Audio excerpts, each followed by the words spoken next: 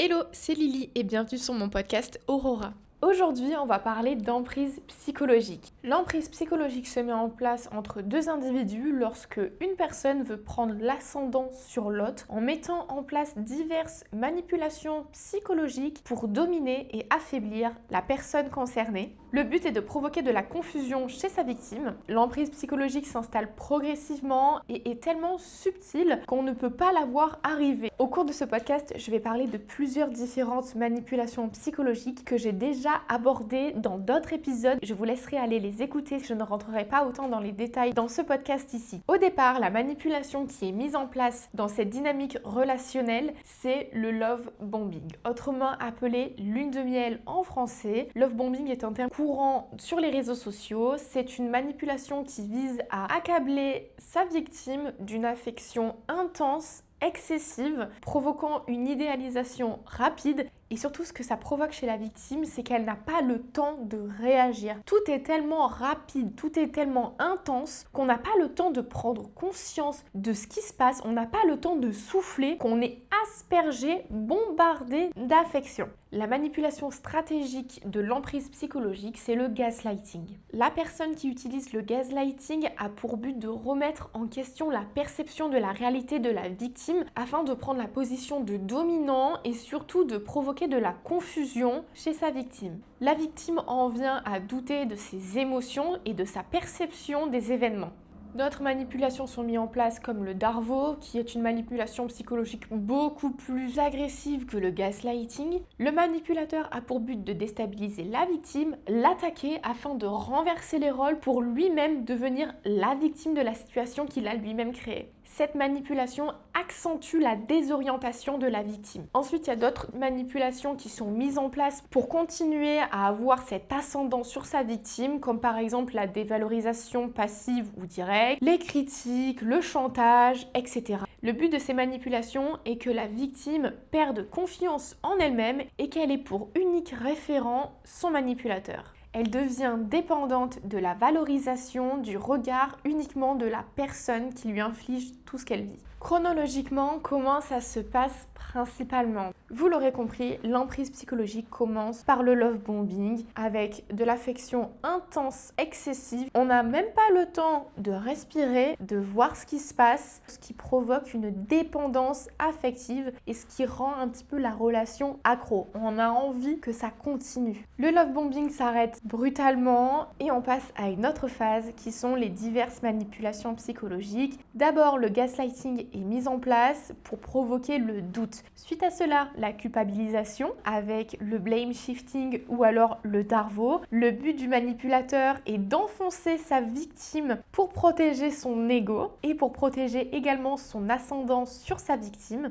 Concrètement, le manipulateur fait tout et n'importe quoi et en plus de ça, il arrive à inverser la situation auprès de sa victime qui se sent obligée de s'excuser. S'ensuit des alternances entre les phases chaud-froid, entre des moments hyper positifs où on est couvert d'affection qui nous rappellent le love bombing et des périodes plus que catastrophiques où on est mêlé à humiliation, violence, critique et j'en passe. Ce genre d'alternance entre les phases provoque un trauma bonding puisqu'on devient addict à la phase positive, on en redemande et c'est pour ça qu'on reste puisqu'on a toujours envie de notre prochaine dose d'amour. Bien entendu, le manipulateur met en place des dévalorisations passives, nous faisant perdre confiance en nous, ce qui engendre le fait que notre objectif devient de satisfaire le manipulateur coûte que coûte. Je vais faire une petite partie pour expliquer pourquoi on reste et surtout pour déculpabiliser les personnes qui sont actuellement ou qui ont été sous emprise psychologique. Ce n'est absolument pas votre faute, vous avez été victime de manipulation.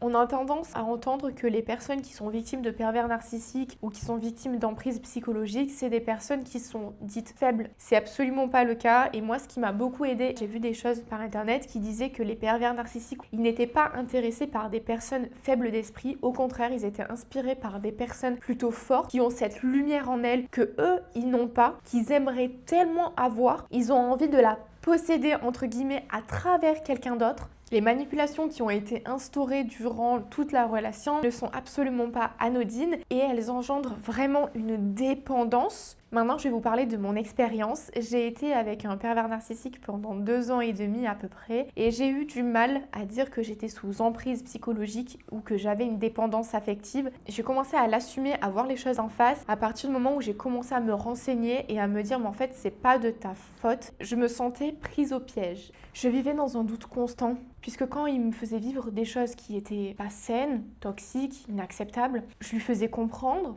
Il éteignait complètement mon jugement en disant que c'était pas vrai. Il élevait la voix en disant que je le faisais passer pour un monstre, que pourquoi j'étais avec lui si au final il était une personne aussi horrible que je le disais.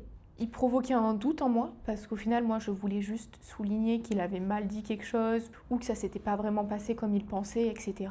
ou qu'il m'avait fait du mal. Toutes mes actions étaient dans la bienveillance à chaque fois. Je me retrouvais à justifier ce que j'avais vu, à douter de ce que j'avais vu et forcément subvenait de la culpabilisation. À chaque conflit c'était de ma faute. Je finissais par m'excuser. J'ai commencé malheureusement à m'adapter, à avoir l'impression de marcher sur des œufs, à lisser mes émotions, à me taire progressivement pour éviter des disputes, pour éviter qu'ils partent en colère en claquant la porte, pour éviter qu'ils frappent dans une porte. Mon corps était en alerte constante du moindre petit danger, du moindre petit sursaut de ses émotions.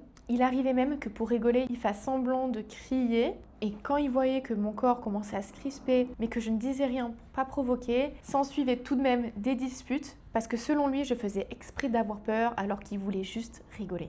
Je dirais que l'alternance chaud-froid a été celle qui m'a le plus mise sous emprise puisque je lui trouvais des excuses à chaque fois. Dès qu'il passait ses nerfs sur moi, dès qu'il était contrarié, peu importe, je lui excusais tous ses comportements en disant qu'il avait passé une mauvaise journée, une mauvaise semaine, une enfance difficile, etc. J'excusais tout le temps et surtout ce qui a été hyper addictif, c'est l'espoir. L'espoir que ce qu'il me raconte arrive un jour, qu'on se marie, qu'on ait des enfants, qu'on achète une maison, que tout ce que j'avais rêvé allait se réaliser. Après, il serait enfin en paix et qu'on puisse vivre sainement. C'était ça le plus addictif, c'était ces petits moments minimes qu'ils soient, où il était hyper bienveillant, attentionné, heureux, apaisé, mais malheureusement c'était même pas 5% de ce que je vivais. Petit à petit aussi s'instaure l'isolement, on parle de moins en moins de la relation puisque ça se passe mal.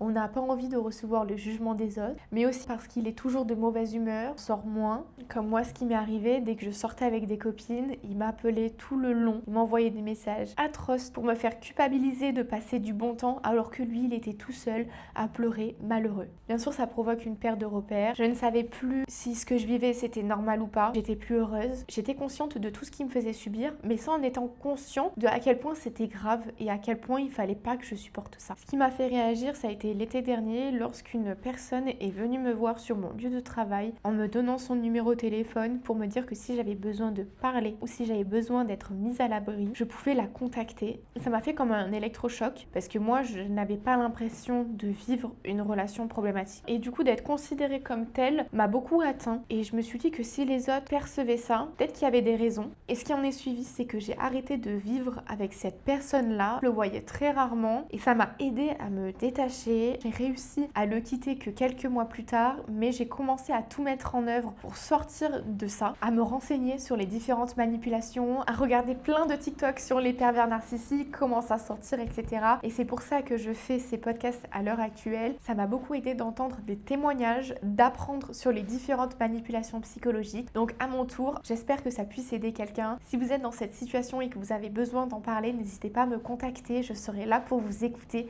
Ne restez pas seul et surtout, rien n'est de votre faute. Je vous dis à la semaine prochaine pour un prochain podcast. Bye.